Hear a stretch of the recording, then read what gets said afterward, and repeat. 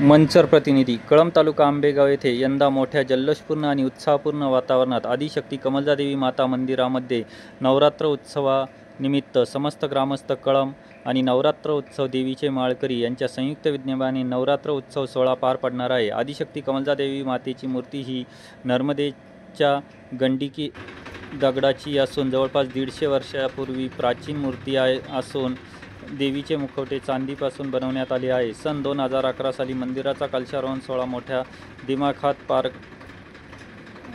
पाडण्यात आला। आदिशक्ती कमलजादेवी माता मंदिराच्या नवरात्र उत्सवाची 114 वर्षाची परंपरा आहे। कैलासवासी हबप रामदास महाराज कबीर, कैलासवासी हबप तुकाराम महाराज कबीर, कैलासवासी केशव महाराज कबीर यांच्या कृपा आशीर्वादाने हबप चैतन्य महाराज कबीर आळंदी यांच्या आधिपत्याखाली हा सप्ताह साजरा होत आहे।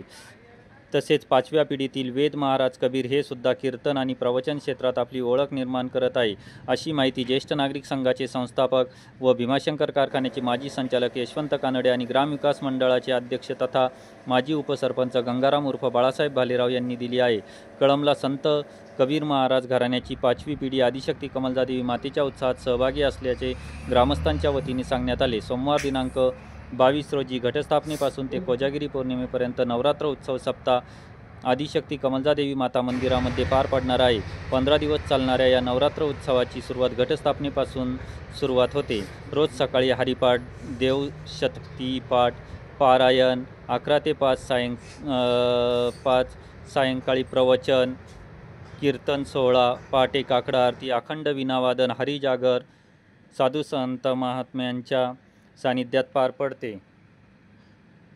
पूर्वीच्या काळी कमलजादेवी मातेला शाहू महाराजांच्या काळात राज्याश्रय होता। सन 1708 मध्ये मराठी साम्राज्याच्या अस्तित्वाचा प्रश्न ज्यावेळेस निर्माण झाला त्यावेळेस राजाराम महाराजांच्या धर्मपत्नी महाराणी ताराबाई आणि छत्रपती संभाजी महाराजांचे चिरंजीव छत्रपती शाहू महाराज यांच्यात पहिला युद्धाचा तह कळंब येथील आदिशक्ती कमलजादेवी माता मंदिरात पार पडला आहे।